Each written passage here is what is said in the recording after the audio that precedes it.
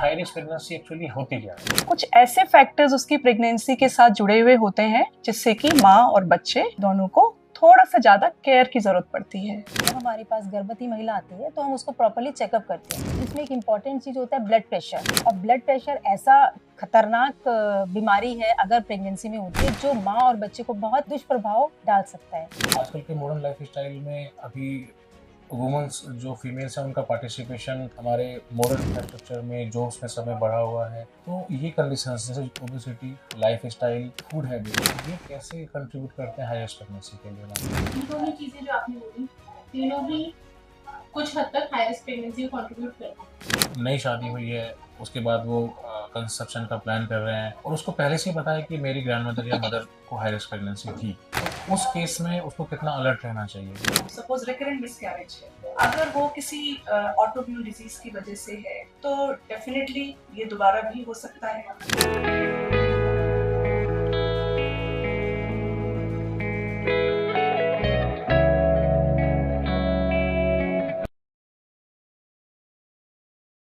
स्वागत है आपका हमारे एपिसोड माँ का सफ़र, जहां हम बात करेंगे उन मुद्दों की जो बहुत ज़रूरी होते हैं एक प्रेग्नेंट लेडी को एक सक्सेसफुल डिलीवरी के लिए। ये जो शब्द है माँ, एक ही बड़ा इमोशनल शब्द है, इसमें पूरी दुनिया समाई है। हर स्पीसीज का जो शुरुआत है वो एक माँ के गर्भ से होती है।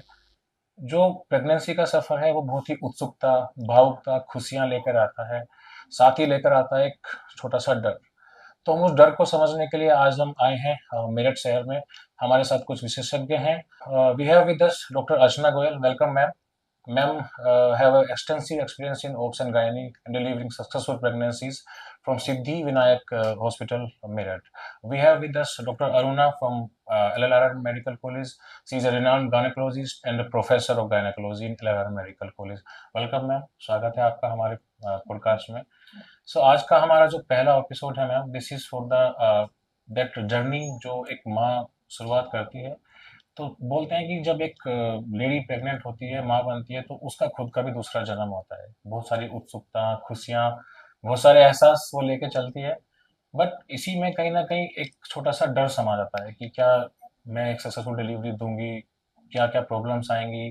तो उस डर को समझने के लिए हम आज आपके साथ जुड़े हैं, जिसको हम बोलते हैं high risk pregnancy. So ma'am, आपसे मेरा एक सवाल है जो हमारे ऑडियंस जानना चाहेंगे कि हाई रिस्क प्रेगनेंसी एक्चुअली होती क्या है? First of all, thank you so much for your kind words, and I feel truly blessed to be the part of this important podcast. और मैं आशा करती हूँ कि जो भी हमारे दर्शक हैं, जो भी महिलाएं हैं, वो इस पॉडकास्ट को सुन रही हैं, तो ये प्रोग्राम उनके लिए यूजफुल रहेगा। अब जैसा कि आपका सवाल है प्रियांशु जी, हाई रिस्क शब्द सुनते ही हमें ऐसा लगता है कि जैसे कि कुछ बुरा होने वाला है। पर अगर हम किसी भी महिला के सामने जो हमारी ओपीडी में आती है हाई रिस्क शब्द का नाम लेते हैं, बोलते हैं, तो इसका मतलब ये होता है कि हम उसको सावधान करना चाहते हैं, डराना नहीं चाहते। Alarm for that. बेसिकली कुछ ऐसे फैक्टर्स उसकी प्रेगनेंसी के साथ जुड़े हुए होते हैं जिससे कि माँ और बच्चे दोनों को थोड़ा सा ज्यादा केयर की जरूरत पड़ती है। हम चाहते हैं कि आप डरे नहीं, बल्कि आप इस शब्द को एक चेतावनी के तौर पे लें। जैसे कि जब भी डॉक्टर आपको बुलाए एडवाइस के लिए, आप उनकी ओपीडी में जाएं, उनकी सलाह लें, रेगुलर चेकअप कराएं, रेगुलर इन्वेस्टिगेशंस कराएं, और लाइफस्टाइल, हेल्दी लाइफस्टाइल और डाइट को प्रॉपरली फॉलो करें, और सबसे बड़ी बात, खुद पर भरोसा रखें। तो हाई रिस्क का मतलब मैं कहूंगी एक अलार्म क्लॉक की तरह है, जिसका काम है जगाना, डराना नहीं। Okay ma'am, so that means जो शब्द है ये इतना डरावना नहीं है जितना डरावना इसको समझा जाता है। तो जब बिल्कुल। पेशेंट से हम डील करते हैं आप, सो हाई रिस्क प्रेगनेंसी उसके पर्चे पे जैसे लिखा होगा, तो क्या डर का माहौल उसके चेहरे पे, उसकी भावनाओं में होता है? क्योंकि she is going to deliver baby, वो माँ की फीलिंग्स अगले 9 महीने क्या होने वाला है, कैसे उसको मैम टैकल करते हैं? बेसिकली हमारा जो मेन पर्पस होता है एक प्रॉपर काउंसलिंग करना। अगर हम हमारे शब्दों में एम्पैथी होगी, कॉन्फिडेंस होगा, जो पेशेंट को समझ आएगा कि हाँ ये डॉक्टर हमारे साथ है और हमारी जो डॉक्टर है, हमारी गायनेकोलॉजिस्ट है, पूरी तरह से कैपेबल है हमारी इस परेशानी को हैंडल करने के लिए, तो मुझे लगता है कि इस तरह की कोई भी परेशानी पेशेंट को नहीं आती और वो कॉन्फिडेंटली अपनी प्रेगनेंसी को कैरी कर पाते हैं और आगे बढ़ते हैं। और सबसे बड़ी चीज है एक प्रॉपर केयर। तो अगर प्रॉपर केयर पेशेंट लेगा, प्रॉपर दवाइयां टाइम से लेगा, हर चीज समय से करेगा, तो डेफिनेटली किसी भी तरह की कॉम्प्लिकेशन उससे नहीं होगी और वो एक हेल्दी बच्चे को एक मदर डिलीवर कर सकती है। Now I am coming to you doctor Aruna. Ma'am, जैसा मैम ने कहा, high risk pregnancy it can be cured if we can have the alarm set before that pregnancy. So I want to know कि वो कौन से ऐसे factors हैं जो डिसाइड करते हैं कि ये प्रेगनेंसी हाई रिस्क की तरफ जाएगी, कि पेशेंट अगर उस फैक्टर्स के से गुजर रहा है तो वो पहले से ही कुछ प्रिकॉशंस लेके चले। बेसिकली हाई रिस्क प्रेगनेंसी तो डॉक्टर अर्चना ने बहुत अच्छे से बता ही दिया कि हाई रिस्क प्रेगनेंसी क्या है, जो प्रेगनेंसी आगे जाके माँ और बच्चे में खतरा लाए वो है। लेकिन इनको हम पता कैसे लगाएं? बहुत सी फीमेल्स में मिथ होता है, उनके घर में बड़े बूढ़े होते हैं, कह देते हैं ठीक है कोई बात नहीं, सब कुछ ठीक तो चल रहा है, वो उनको रेगुलर चेकअप के लिए हॉस्पिटल्स में जाने ही नहीं देते हैं, जो बहुत इंपॉर्टेंट है। क्योंकि हॉस्पिटल में जाने से बहुत सारी चीज़ों का, उनका पुरानी हिस्ट्री पता लग जाए, उनका चेकअप हो, उनके कुछ जाँचें हों, जिससे उनमें जो हाई रिस्क फैक्टर्स हैं वो पता लग जाते हैं। यूजुअली हम लोग सब ये WHO ने, गवर्नमेंट ऑफ इंडिया ने सब प्रोटोकॉल्स बना रखे हैं, तो हम उनको फॉलो करते हैं। जब केस हमारे पास आएगा तभी तो हम इन लोगों को पता लगा पाएँगे। तो इनमें सबसे इम्पोर्टेंट चीज़ मरीज़ की पहली हिस्ट्री होती है।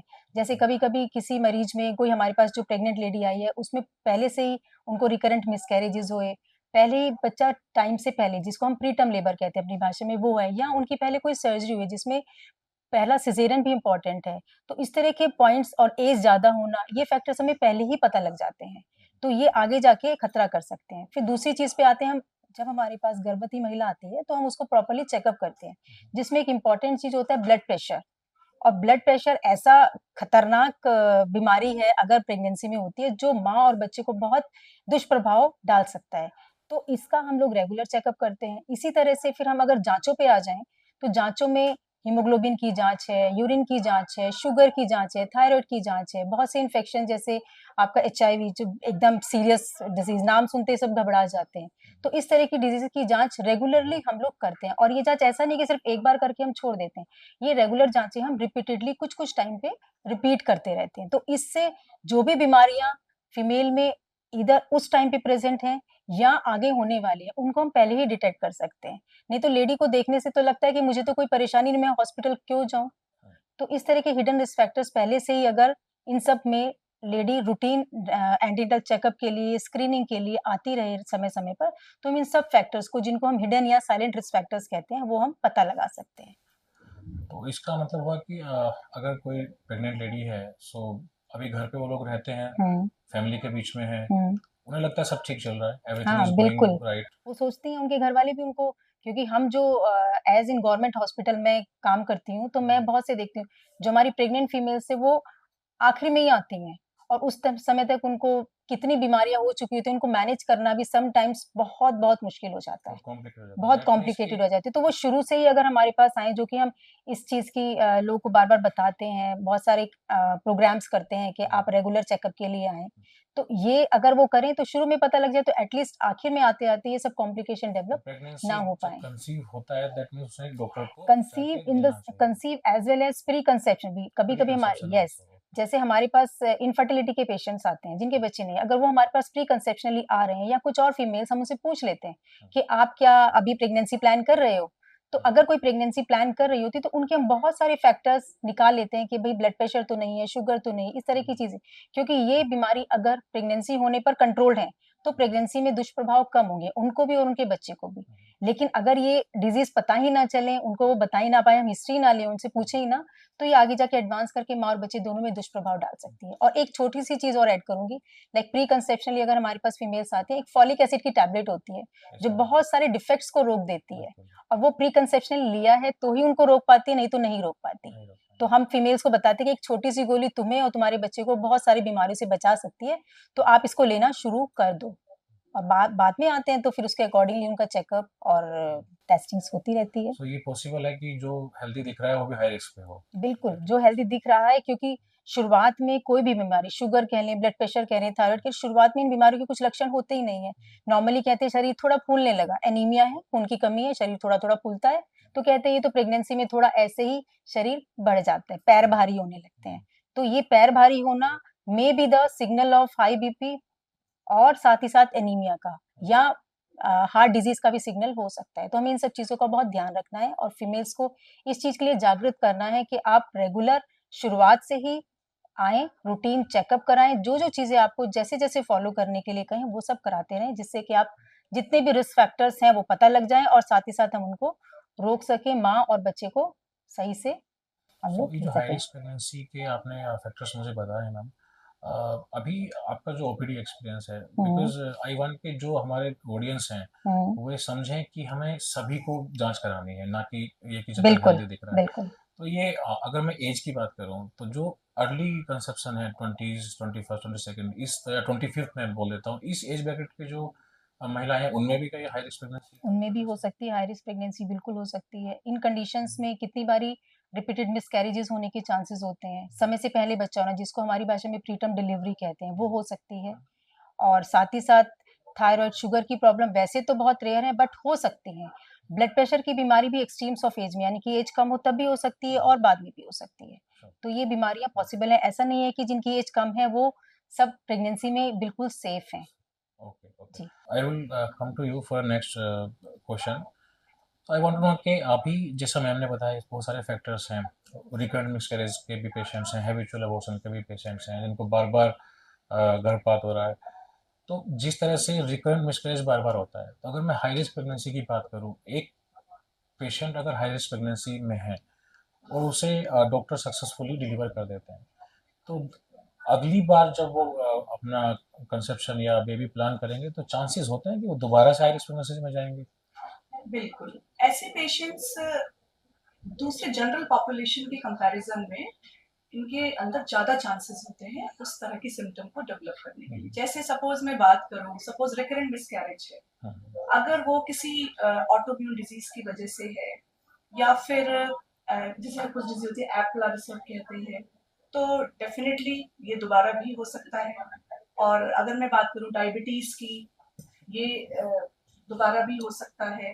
और प्री-एक्लैम्शिया, जो प्रेगनेंसी में महिला का जो ब्लड प्रेशर ज़्यादा बढ़ जाता है, या फिर एक्लैम्शिया भी जब उसके हाई ब्लड प्रेशर के साथ महिला को दौरे भी आने लगते हैं, तो ये भी दूसरी प्रेगनेंसी में थोड़े से इसके चांसेस चांसेस नॉर्मल पॉपुलेशन से हमेशा ही ज़्यादा ज़्यादा होते हैं। तो जिसको हाई इसी रिस्क की प्रेगनेंसी डिलीवर हुई है उसको नेक्स्ट टाइम देन उनको बेटर थोड़ा सा ज़्यादा प्रिकॉशन। ध्यान रखने की ज़रूरत होती है। हाई रिस्क प्रेगनेंसी की अगर हम बात कर रहे हैं आज, तो देयर चांसेस कि कोई ऐसी लेडी है जिसकी मदर को, ग्रैंड मदर को सेम प्रॉब्लम फेस करना पड़ा, तो कितना चांसेस होता है कि अगर, बिकॉज पेशेंट को अलर्ट रहना है, अगर किसी की नई शादी हुई है उसके बाद वो कंसेप्शन का प्लान कर रहे हैं और उसको पहले से ही पता है कि मेरी ग्रैंड मदर या मदर को हाई रिस्क प्रेगनेंसी थी, तो उस केस में उसको कितना अलर्ट रहना चाहिए या कितना एडवांस में डॉक्टर से बात करना। बिल्कुल, आपका सवाल बहुत ही अच्छा है, इसके बारे में भी बात करेंगे, लेकिन बस मैं पहले ये बताना चाहती हूँ कि हाई रिस्क जो केसेस होते हैं कई बार अनुवांशिक तो होते ही हैं, जो आपने बात की। और या तो अगर एक ही पेरेंट में या दोनों पेरेंट में कोई भी डिफेक्टिव जीन्स होती है तो वो बच्चे में ट्रांसमिट होती है। तो ऐसी कुछ बीमारियां हैं जिनको हम थैलेसीमिया, सिकल सेल डिजीज या हीमोफीलिया के नाम से जानते हैं। और जो अभी आपने बात की family history, definitely family history एक बहुत ही इम्पॉर्टेंट चीज़ है। और कुछ ऐसी बीमारियां होती हैं कि जो कि फैमिलीज में रन करती हैं, जैसे ग्रैंड मदर से मदर में, मदर से डॉटर में।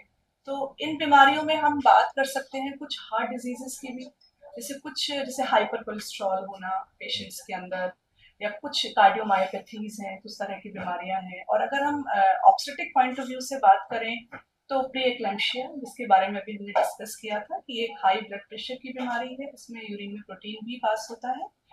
डायबिटीज, टाइप 2 डायबिटीज, ये भी फैमिली में रन करता है। और मल्टीपल प्रेगनेंसी, एक से ज़्यादा बच्चे गर्भ में होना। दूसरा, कुछ तरह के कैंसर्स भी होते हैं, जैसे ल्यूकेमिया है और ब्रेस्ट कैंसर है, ये भी इसका भी जेनेटिक ट्रांसमिशन होता है। तो अगर कपल को ये पता है कि हाँ हमारी फैमिली में इस तरह की बीमारी चली आ रही है और वो इसके लिए अवेयर है, तो यह उनके लिए बहुत ही अच्छी बात है। डेफिनेटली उन्हें एक जेनेटिक काउंसलर की ओपिनियन जरूर लेनी चाहिए, ताकि उनके सारे जो टेस्ट हैं, स्क्रीनिंग टेस्ट हैं, वो टाइम से हो सकें। इसी को हम बेसिकली प्री कंसेप्शनल काउंसलिंग कहते हैं। और एक डॉक्टर अरुणा ने अभी बताया था, एक फॉलिक एसिड की टैबलेट भी लेनी होती है, जो कि न्यूरल ट्यूब डिफेक्ट्स को प्रिवेंट करती है। बहुत ही सिंपल टैबलेट है, 400 माइक्रोग्राम इसकी डोज होती है। और अगर वो प्रॉपरली जेनेटिक काउंसलर की ओपिनियन ले, प्रॉपरली अपने सारे टेस्ट पहले से कराएं, तो डेफिनेटली वो एक हेल्दी प्रेगनेंसी की तरफ एक अगला कदम बढ़ा रहे हैं। इसका मतलब ये है। तो इसको अगर हम समझें कि ऐसा ज़रूरी नहीं है हमेशा कि अगर उसकी फैमिली हिस्ट्री है तो वो भी हाई रिस्क पे रहेंगे, बट हमेशा उनको एक प्रिकॉशनरी काउंसलिंग और प्रिकॉशनरी टेस्ट प्रेगनेंसी से पहले करना चाहिए। बिल्कुल, ये 100% श्योर नहीं है कि अगर उनकी फैमिली हिस्ट्री है तो उनको भी एक प्रॉब्लम आएगी, लेकिन यस, अगर कोई भी प्रॉब्लम है तो डेफिनेटली वो काउंसलर की हेल्प जरूर है। अच्छा मैम, जितना भी ये जेनेटिक फैक्टर्स का हमारा डिस्कशन हुआ है, अब अगर हम हाई रिस्क प्रेगनेंसी के पेशेंट की बात करते हैं, तो जो आपके पास आपके पेशेंट आते हैं जो हाई रिस्क पे नहीं है, उनके कंपेयर में जो हाई रिस्क पेशेंट आते हैं, उनका ट्रीटमेंट प्रोटोकॉल, उनके लिए अलर्टनेस ज़्यादा, और पेशेंट और उसकी फैमिली को खुद भी ज़्यादा ध्यान रखने की आवश्यकता होती होगी।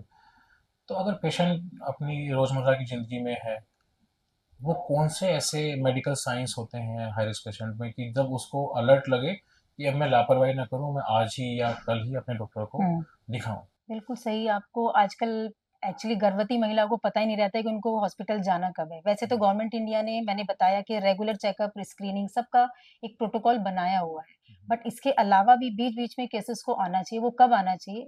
हम नॉर्मली जो प्रेगनेंसी है उसको 3 पार्ट में डिवाइड करते हैं। एक पहला ट्राइमेस्टर होता है 3 महीने का, फिर दूसरा होता है, फिर तीसरा। तो हर ट्राइमेस्टर की अपनी अलग-अलग प्रॉब्लम्स हैं, अलग-अलग कॉम्प्लिकेशंस हैं जो आ सकते हैं। जैसे अगर हम सबसे पहले ट्राइमेस्टर में लें, नॉर्मली लेडी आई आके दिखा के चलेगी, लेकिन उसको हम ये बता के भेजेंगे कि अगर उसको कभी बीच में ब्लीडिंग होने लगे, वॉमिटिंग जो कि एक नॉर्मल समस्या है प्रेगनेंसी की, लेकिन वो वॉमिटिंग अगर बहुत ज़्यादा हो जाए, उसको कुछ यूरिनरी प्रॉब्लम होने लगे, जो कि यूटीआई है, अगेन ये very important cause for miscarriages भी होता है, और उसको हाई ग्रेड फीवर हो। तो इस तरह की समस्याएँ अगर बीच में डेवलप होती हैं, तो उसको रादर देन कि उसको रूटीन चेकअप के शेड्यूल डेट पे जाना है, उसके पहले ही हॉस्पिटल में अपना अपॉइंटमेंट लेके दिखा लेना चाहिए। तो ये फर्स्ट ट्राइमेस्टर का जो पहले 3 मंथ्स होते हैं। अब अगर हम नेक्स्ट 3 मंथ्स की बात करें, उसमें भी बहुत सारी प्रॉब्लम्स ऐसी हैं जिसको लेके हम उनको अलर्ट कर सकते हैं। जैसे कि कभी-कभी बच्चे का ना घूमना, बच्चे का कम घूमना, एकदम से शरीर में सूजन आनी शुरू हो जाए कि उसकी अंगूठियाँ टाइट हो रही हैं या उसकी पाजेब टाइट हो रही हैं, पैर फूले हुए हैं, एकदम सफ़ेद दिखने लगी है, तो ये हमें बता के भेजना पड़ेगा। इसमें ऐसा नहीं कि आप घर पे ही बैठी रहें। दूसरी, ब्लीडिंग होने लगे, ब्लीडिंग पहले ट्राइमेस्टर में भी हो सकती है, अगले 3 महीने में भी ब्लीडिंग हो सकती है। बच्चा ना घूमे, बिल्कुल भी ना घूमे। तो ये समस्याओं के साथ में हमें पेशेंट को अलर्ट करके भेजना होता है। इसी तरह से अगर हम थर्ड ट्राइमेस्टर की बात करें, तो उसमें बहुत इम्पोर्टेंट जो कॉम्प्लिकेशन जो आजकल हम लोग देखते हैं, और हमारे हॉस्पिटल में जैसे हम रेफरल सेंटर में काम करते हैं, तो बहुत आते हैं हाई बीपी की समस्याएँ जो डिटेक्ट होती हैं, लेडी को एकदम हेडेक होने लगे, आँखों के आगे अंधेरा छाने लगे, और उनको एकदम से कुछ और शरीर में सूजन आने लगे। तो ये चीज़ बहुत इम्पोर्टेंट है। दूसरी, अगेन अगर उनको ब्लीडिंग हो जाए या उनको पानी आने लगे, फीवर आने लगे, तो इस तरह की समस्या को हमें हर केसेस को अलर्ट करके भेजना है कि अगर ऐसा कभी भी आपको होता है, तो आपको रूटीन चेकअप के अलावा भी अपने आप को हॉस्पिटल में लेके आना है। रूटीन में ओपीडी आए, नहीं तो इमरजेंसी में आपको रिपोर्ट करना बहुत ज़रूरी है, जिससे कि हम बच्चे में और माँ में होने वाली बहुत सारी प्रॉब्लम्स को पहले से ही वो करके उनको मैनेज कर पाएँ। नहीं तो एंड में आने पर चीज़ों को मैनेज कर पाना is very, very difficult. High risk pregnancy की जो हम बात कर रहे हैं मैम, मैम ने भी कुछ पॉइंट्स अभी रेज किए हैं, हाई बीपी, डायबिटीज़। तो एक बड़ा ना कॉमन सा प्रॉब्लम फेस करते हैं पेशेंट्स प्रेगनेंसी में, शुगर का लेवल का बढ़ जाना। तो ये कोई जेनेटिक फैक्टर है, कोई दूसरा फैक्टर है जो पेशेंट पहले शुगर पेशेंट नहीं भी थे, डायबिटिक पेशेंट नहीं भी थे, उनको अचानक से प्रेगनेंसी में दिखता है। तो ये ऐसा क्यों होता है और उसका जो मैनेजमेंट है दूसरे पेशेंट से कैसे डिफरेंस होता है? एक्चुअली अगर हम बात करें तो डायबिटीज को हम दो भागों में बांट सकते हैं। एक होता है प्री जेस्टेशनल डायबिटीज, जो कि गर्भावस्था से पहले ही पेशेंट में होता है और पेशेंट को पता भी होता है कि उसको शुगर की बीमारी है। ये एक नॉर्मल डायबिटीज की तरह है जो सब में पाई जाती है, जो नॉर्मल डायबिटिक पेशेंट में पाया जाता है, या वो कुछ अलग से है? नहीं नहीं, अलग इसमें कुछ नहीं है। इसको हम दो भागों में बांट सकते हैं दोबारा से, टाइप 1 डायबिटीज, टाइप 2 डायबिटीज। तो type 1 diabetes definitely insulin dependent diabetes होता है, जिसमें आप कुछ भी नहीं कर सकते, उसमें आपको पेशेंट को इंसुलिन देना ही देना है। और type 2 diabetes non insulin dependent diabetes होता है। लेकिन अगर हम प्रेगनेंसी की बात करें, क्योंकि अभी हम प्रेगनेंसी से ही कंसर्न है, तो प्रेगनेंसी में के दौरान जो शुगर की बीमारी डेवलप होती है उसे हम जेस्टेशनल डायबिटीज कहते हैं, जो कि गर्भावस्था के दौरान ही पैदा होती है। जैसे जैसे प्रेगनेंसी आगे बढ़ती है, क्योंकि प्रेगनेंसी अपने आप में ही एक डायबिटोजेनिक कंडीशन है। और ऐसा क्यों है? क्योंकि हार्मोन रिलेटेड ऑल्टरेशंस होते हैं प्रेगनेंसी के दौरान, जो कि इंसुलिन रेजिस्टेंस करते हैं। तो इंसुलिन रेजिस्टेंस होने की वजह से ही पेशेंट की जो शुगर है, जो उसको कोप अप नहीं कर पाते, उनकी शुगर बहुत ज्यादा बढ़ जाती है। इसके कुछ रिस्क फैक्टर्स भी हैं, जैसे पीसीओडी है पेशेंट को, अगर किसी का हाई बीएमआई है, ओबेसिटी की कैटेगरी में आती है कोई पेशेंट, डेफिनेटली फैमिली हिस्ट्री का इसमें थोड़ा सा जेस्टेशनल डायबिटीज में बहुत ज्यादा रोल नहीं है। तो सबसे बड़ा जो चैलेंज हमारे लिए होता है इसमें ब्लड शुगर को मैनेज करना, क्योंकि ब्लड शुगर कभी भी ज्यादा कभी भी कम हो सकता है। दूसरे नंबर पे कुछ तरह की जो कॉम्प्लिकेशंस हैं जो प्रेगनेंसी के दौरान मरीज को हो सकती हैं, जैसे जो चांसेस हो मरीज को डेवलप करने के, pre eclampsia, high blood pressure की बीमारी, समय से पहले प्रसव होना जिसको प्रीटर्म डिलीवरी हम लोग कहते हैं, फिर मिसकैरेजेस के रेट्स भी बढ़ जाते हैं इसके साथ, फिर बहुत ज्यादा ग्लूकोज की वजह से कई बार बच्चे का वजन बहुत बढ़ जाता है, तो जिसको मैक्रोसोमिया कहते हैं। तो ऐसे में नॉर्मल डिलीवरी की पॉसिबिलिटी थोड़ी कम हो जाती है, सी सेक्शन के रेट्स बढ़ जाते हैं। फिर कुछ पेशेंट्स में जिनको पहले से ही डायबिटीज होता है, उसमें फीटल ग्रोथ रिस्ट्रिक्शन भी हो सकता है, मतलब कि बच्चे की जो ग्रोथ है वो नॉर्मल से कम होती है पेट में। फिर अगर हम डिलीवरी के बाद की बात करें, तो बच्चे में सडन हाइपोग्लाइसीमिया हो सकता है, बच्चे की शुगर बहुत ही कम हो सकती है। ये डिलीवरी के बाद का ये डिलीवरी के बाद की बात है। फिर बच्चे में कुछ सांस से संबंधित परेशानियां भी हो सकती हैं। दूसरा, बच्चे को पीलिया भी हो सकता है। तो ऐसे बच्चों को हम बेसिकली 24 घंटे तक एनआईसीयू में एक पीडियाट्रिशियन की निगरानी में एडमिट रखते हैं। तो अगर हम देखें कि शुगर को हमें कैसे कंट्रोल करना है, तो सबसे पहला जो हमारा पॉइंट होता है वो होता है मेडिकल न्यूट्रिशन थेरेपी। पेशेंट को एक प्रॉपर डाइट और एक्सरसाइज की सलाह देना। तो अगर डाइट की बात करते हैं, तो पेशेंट का जो खाना है, हम एक सपोज एक थाली है तो उसको हम बेसिकली 3 भागों में बांट देते हैं। थाली का एक आधा हिस्सा, उसमें सारी ग्रीन लीफी वेजिटेबल्स रहेंगी जो बिल्कुल कलरफुल, सारी सब्जियां हैं जो आपकी, जो जिसका भी आप नाम लें सोचें वो आप ले सकते हैं। और दूसरे भाग को हम दोबारा से 2 भागों में बांट सकते हैं, 1/4 1/4। तो एक भाग में तो प्रोटीन रहता है, दूसरे भाग में कार्बोहाइड्रेट रहता है। तो लो ग्लाइसेमिक इंडेक्स वाले फूड्स हम पेशेंट को बताते हैं कि वो लेनी चाहिए, हाई फाइबर डाइट। अगर एक्सरसाइज की बात करते हैं, तो कुछ लाइट एक्सरसाइजेस पेशेंट को जरूर करनी होती हैं डायबिटीज के साथ। इसमें पेशेंट वॉक कर सकती है, योगा कर सकती है, मेडिटेशन कर सकती है। तो ये सब चीजें उसके शुगर कंट्रोल में बहुत ही हेल्पफुल होती हैं। अगर पेशेंट को हम 15 दिन तक बेसिकली फॉलो करते हैं, अगर हमें लगता है कि उसका शुगर लाइफस्टाइल को चेंज करने से ही कंट्रोल हो रहा है, तो डेफिनेटली ये बहुत अच्छा साइन होता है। और फिर पेशेंट का जो शुगर चेकअप है वो हमें बहुत फ्रिक्वेंटली करने की जरूरत नहीं होती है, फिर हम वो वीकली या हर 10 दिन में कर सकते हैं। अगर सपोज पेशेंट का ब्लड शुगर इन चीजों से कंट्रोल नहीं होता है, तो फिर हम मेडिकल थेरेपी पर आते हैं। तो मेडिकल थेरेपी में सबसे पहले हम ओरल मेडिकेशन स्टार्ट करते हैं। बहुत ही अच्छी ड्रग है मेटफॉर्मिन, जो मुझे लगता है काफी लोगों ने उसका नाम भी सुना होगा। तो काफी मरीजों का जो शुगर लेवल है वो मेटफॉर्मिन से भी कंट्रोल हो जाता है, और जिनका नहीं होता फिर उनको हम इंसुलिन स्टार्ट करते हैं। सो इंसुलिन प्रेगनेंसी के दौरान बिल्कुल, इंसुलिन प्रेगनेंसी में टोटली सेफ होता है। और बेसिकली डायबिटीज को ट्रीट करना एक मल्टी डिसिप्लिनरी अप्रोच है। तो हमारी टीम में एक ऑब्स्टिशियन तो हम होते ही हैं, एक एंडोक्रिनोलॉजिस्ट जो कि शुगर के डॉक्टर जिन्हें हम डायबिटोलॉजिस्ट भी कहते हैं, एक डाइट स्पेशलिस्ट होता है और एक पीडियाट्रिशियन शामिल होता है। तो अगर हमें लगता है कि हमारे पेशेंट को इंसुलिन की जरूरत है तो हम पेशेंट को एंडोक्रिनोलॉजिस्ट के पास भी रेफर करते हैं। जितना भी ये डाइटरी चेंजेस आपने बताया मैम, सो ये इजीली जो घर में अवेलेबल चीज़ें हैं उनसे पेशेंट मैनेज मैनेज कर सकता है? बिल्कुल, बिल्कुल पेशेंट मैनेज कर सकता है। हम पेशेंट को एक डाइट चार्ट बनाकर देते हैं जो जिसमें कोई भी ऐसी चीज नहीं होती है कि जो पेशेंट नहीं ले सकता। नॉन वेजिटेरियन पेशेंट्स के लिए भी ऑप्शन होते हैं उसमें, और डेफिनेटली जो वेजिटेरियन पेशेंट्स हैं उनके लिए भी अलग से सब चीजें अवेलेबल हो सकती हैं।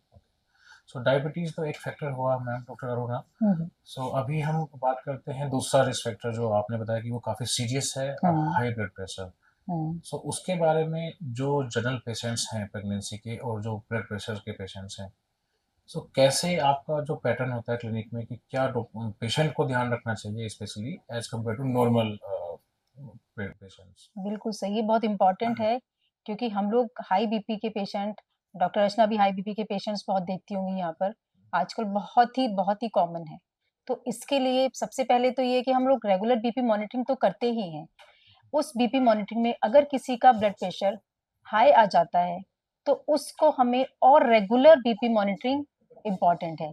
हॉस्पिटल में तो करें ही, अगर उसका बॉर्डर लाइन, जैसे हम लोग बीपी हाई होना मतलब किसी भी फीमेल का, गर्भवती महिला का ब्लड प्रेशर 140/90 कॉमन भाषा में करें, अगर किसी भी महिला में पहले से हिस्ट्री है या उसका बीपी पहले से हाई था तो उसमें उसको घर पे भी या हॉस्पिटल में 140/90 से ज्यादा मिल गया, तो उस कंडीशन में उसको तुरंत आए, अपने हाई बीपी के अकॉर्डिंगली जो फिर हम लोग को एडवाइस करना है, जो डॉक्टर उसको बताएंगे उसको फॉलो करें, और घर पे भी इस रेगुलर बीपी को मॉनिटर करती रहें, और कभी भी अगर ज्यादा आता है तो तुरंत इन्फॉर्म करें। वन थिंग तो पहली चीज आती है कि बीपी की रेगुलर मॉनिटरिंग होनी चाहिए घर पे भी एंड हॉस्पिटल में भी। और ऐसे केसेस को हम लोग थोड़ा और ज्यादा फ्रिक्वेंट बुलाते हैं, जो नॉर्मल हम 1 महीने में बुला रहे हैं तो उनको हम जल्दी 15 दिन में बुलाएंगे हॉस्पिटल में, तो उनको रेगुलरली इस हिसाब से आ जाना चाहिए। तो वन थिंग, दूसरी चीज साथ ही जब उनका बीपी थोड़ा सा हाई होने लगा है तो उन कंडीशन में उसको हमें थोड़ा लाइफ स्टाइल मॉडिफिकेशन, जिसमें डाइट भी आती है, जैसे डायबिटीज में डाइट का रोल है ऐसे हाई बीपी में भी डाइट का रोल होता है, तो उनको low fat salt control, salt का ये मतलब नहीं कंट्रोल बिल्कुल वो बंद कर दे, कुछ को मिथ होता है कि सॉल्ट बिल्कुल ना खाए किसी को बीपी बढ़ने लगा, ऐसा नहीं है। वो कंट्रोल्ड मात्रा में सॉल्ट ले, ज्यादा नहीं खाना है, बिल्कुल बंद करना, बिल्कुल बंद नहीं करना है, तो वो तो प्रॉब्लम्स हो जाएंगी, यस, अदर कॉम्प्लिकेशंस।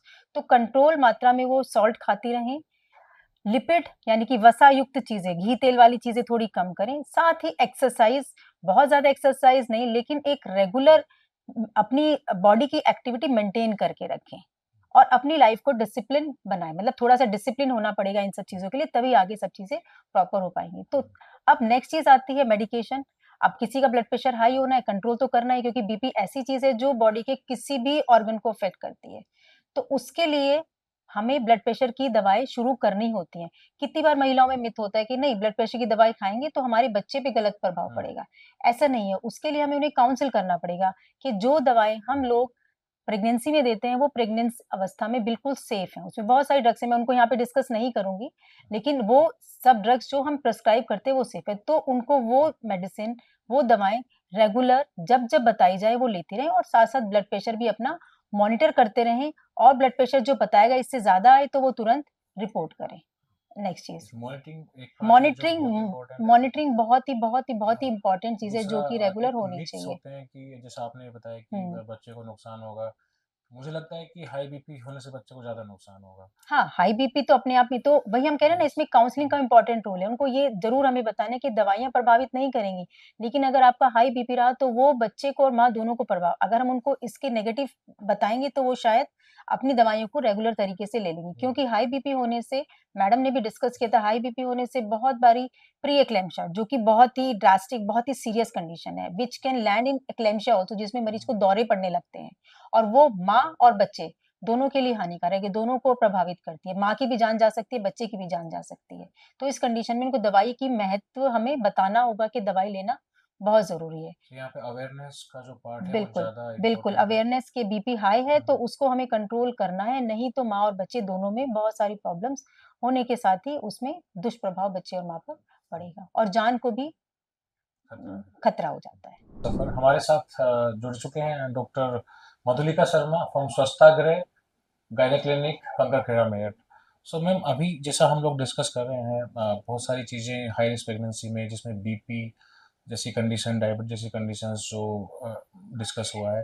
अभी कुछ कंडीशंस ऐसी होती हैं जो प्री डिफाइंड हैं, जैसे ओबेसिटी है, या आजकल के मॉडर्न लाइफ स्टाइल में अभी वुमेन्स जो फीमेल्स हैं उनका पार्टिसिपेशन हमारे मॉडर्न इंफ्रास्ट्रक्चर में जॉब्स में समय बढ़ा हुआ है। तो ये कंडीशंस जैसे ओबेसिटी, लाइफस्टाइल, फूड हैबिट्स, ये कैसे कंट्रीब्यूट करते हैं हाई रिस्क प्रेगनेंसी के लिए मैम? देखिए, तीनों ही चीजें जो आपने बोली, तीनों ही कुछ हद तक हाई रिस्क प्रेगनेंसी को कंट्रीब्यूट करती हैं। तो इनको अगर हम एक एक तरह से डिस्कस करें तो सबसे पहले जैसे वजन का ज्यादा, इसमें सबसे इम्पोर्टेंट जो हम कंसिडर करते हैं होता है प्री प्रेगनेंसी वेट। तो हमें एक्चुअली जब हम प्रेगनेंसी को फॉलो करते हैं तो हम देखते हैं कि मरीज का वजन बढ़ना चाहिए जैसे जैसे प्रेगनेंसी एडवांस हो रही है। पर जहां महिलाओं में प्री प्रेगनेंसी वेट या बीएमआई ऑलरेडी हायर साइड होता है, बिफोर कंसेप्शन ज्यादा होता है, वहां पे कुछ इनहेरेंट रिस्क फैक्टर्स होते ही हैं। जैसे बीएमआई हाई होने का मतलब ये है कि बीएमआई कैलकुलेट किया जाता है मरीज के वजन को डिवाइड करते हैं उनकी हाइट से। तो अगर हाइट कम है, वजन ज्यादा है और हाई बीएमआई का मरीज है तो उसमें इनहेरेंटली डायबिटीज होने का, ब्लड प्रेशर बढ़ने का रिस्क रहता है। इसके साथ ही हाई बीएमआई के मरीजों में प्रेगनेंसी एसोसिएटेड कॉम्प्लिकेशंस होती हैं कुछ, जैसे कि प्री टर्म लेबर बहुत कॉमन होता है इस तरीके के मरीजों में। दूसरा, जैसे हमने बोला कि बीपी या शुगर बढ़ा रहने की संभावना ज्यादा होती है ओबीज पेशेंट्स में, तो इन पेशेंट्स में समय से पहले डिलीवरी होने का रिस्क हमेशा एसोसिएटेड रहता है।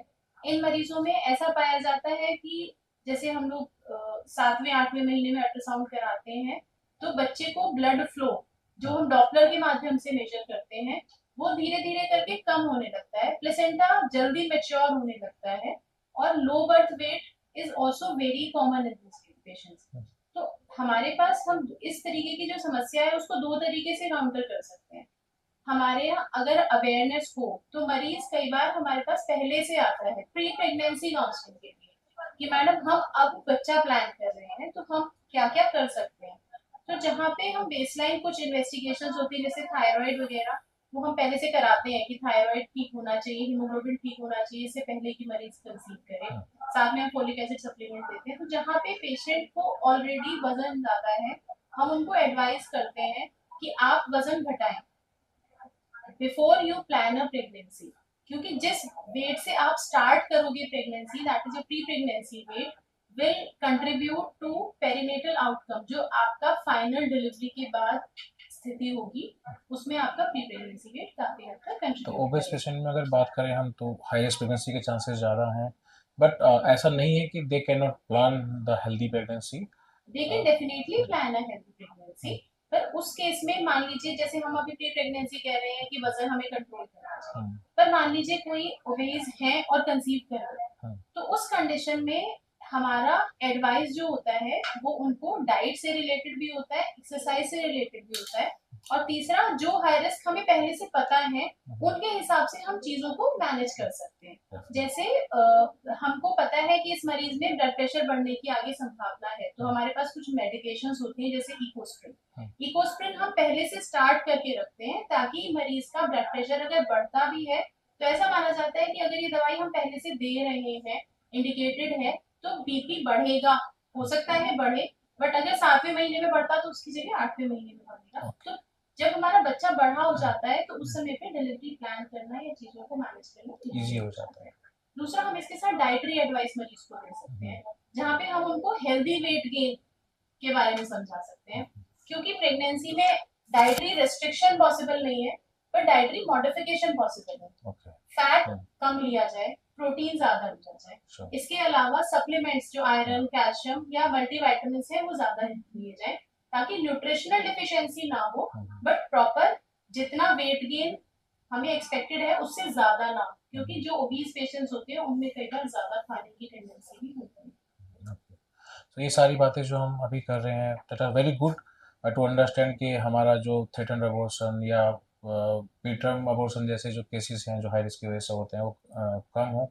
लेकिन अभी बहुत सारा प्रॉब्लम होता है कि टायर 3 टायर 4 जो लोकेशंस हैं वहाँ पे अवेयरनेस का बहुत इशू होता है कि पेशेंट्स को घर में ही रखना है, जो पुराने नुस्खे हैं उन्हीं से इलाज करना है। तो ऐसा क्या करें कि वहाँ तक ये बातें पहुँचें और वो लोग हेल्दी प्रेगनेंसी प्लान कर सकें। देखिए, अब सरकारी अस्पताल अवेलेबल है टायर 3 टायर 4 सिटीज में भी। एक जो मरीजों के अंदर डर होता है हम सरकारी अस्पताल नहीं जाएंगे, उसको थोड़ा कम करना होगा, क्योंकि पढ़े लिखे डॉक्टर हैं, सब जगह स्पेशलिस्ट अवेलेबल हैं। तो अगर आप जाके डॉक्टर से मिलेंगे तो आपको सलाह अच्छी मिलेगी। अवेयरनेस इस चीज के बारे में होनी चाहिए। कई बार हमारे यहाँ जो बहुत बैकवर्ड पार्ट ऑफ सोसाइटी है वहाँ पे ये रहता है कि डॉक्टर के पास जाने की जरूरत ही क्या है। वहाँ पे हमारा जो मीडिया है, जो इंफॉर्मेशन सिस्टम है, वो काफी हेल्प करता है। बाकी गवर्नमेंट की काफी सारी पॉलिसीज भी हैं जो मरीजों को घर से अस्पताल तक पहुंचाती है। बाकी इसमें हमारे यहाँ आशा वर्कर्स का एक बहुत मेजर रोल है, क्योंकि आशा वर्कर ग्राउंड लेवल पे काम करती हैं। वो गवर्नमेंट की तरफ से ट्रेन्ड महिलाएं होती हैं और वो उसी सोसाइटी से आती हैं जहाँ उनको काम करना है। तो वो लोग जैसे टिटनेस के टीके के बारे में पहले बड़ी परेशानी रहती थी, अब आशा वर्कर्स उसको वहीं का वहीं करते हैं, बच्चों के टीके भी लगाते हैं। आयरन कैल्शियम के सप्लीमेंट्स उनको घर पे ही प्रोवाइड किए जाते हैं। तो इसमें हमारा जो ग्राउंड लेवल पे स्टाफ है उनको भी हमें ट्रेन करना होगा और उनको समझाना होगा कि आपको क्या क्या चीजें देखनी है। जैसे अगर हम उनको एक ऑटोमेटिक बीपी मशीन दे दें, उनको एक क्राइटेरिया बता दें कि इससे ऊपर अगर ब्लड प्रेशर है तो मरीज को आपको ये समझाना है कि भाई अब आपको बड़े अस्पताल जाना पड़ेगा, सरकारी में जाए, प्राइवेट में जाए, जहाँ भी जाए, बट आपको एक स्पेशलिस्ट डॉक्टर को दिखाने की आवश्यकता है। जहाँ आपको ये चीज एनकाउंटर हो रही है कि आपको लगता है मरीज प्रेग्नेंट है, वजन ज्यादा है, या पहले बीपी की समस्या रही है, पिछली प्रेगनेंसी में शुगर की समस्या रही है। कई बार क्या होता है गांव देहात में जो टियर 3 टियर 4 सिटीज आप कह रहे हैं वहां पे पेशेंट्स की हिस्ट्री होती है जी सब कुछ ठीक चलता है, 8वें 9वें महीने में बच्चे की धड़कन से जाती है। इस तरीके के मरीज की अगर हिस्ट्री है, वो घर परिवार और अड़ोस पड़ोस सबको पता होता है। वहां पे हमारा ग्राउंड लेवल का स्टाफ अगर ये स्क्रीन कर पाए कि हाँ इस मरीज को इस तरीके की समस्या पहले आई है, उसको स्पेशलिस्ट को अगर दिखाया जाए तो बहुत सारी चीजें हम रूल आउट कर सकते हैं। इस तरीके की हिस्ट्री बीपी के मरीजों में भी मिलती है, 8 मंथ 9 मंथ में जाके सडन आईओडी हो जाती है, शुगर के मरीजों में भी मिलती है।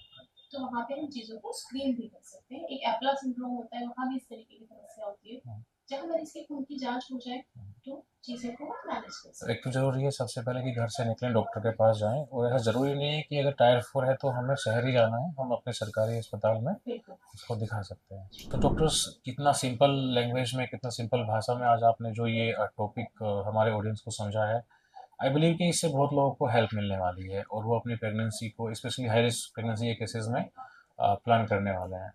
सो फ्रेंड्स, आई होप कि ये इंफॉर्मेशन आपको बहुत हेल्प करने वाली है। हम अभी के लिए धन्यवाद करते हैं डॉक्टर अर्चना का। Thank you ma'am, thank you doctor Aruna, thank you doctor Madhulika. Thank you. मिलते हैं आपसे अपने अगले एपिसोड में, तब तक के लिए जुड़े रहिए हमारे साथ, लाइक करिए, शेयर करिए, सब्सक्राइब करिए। Thank you.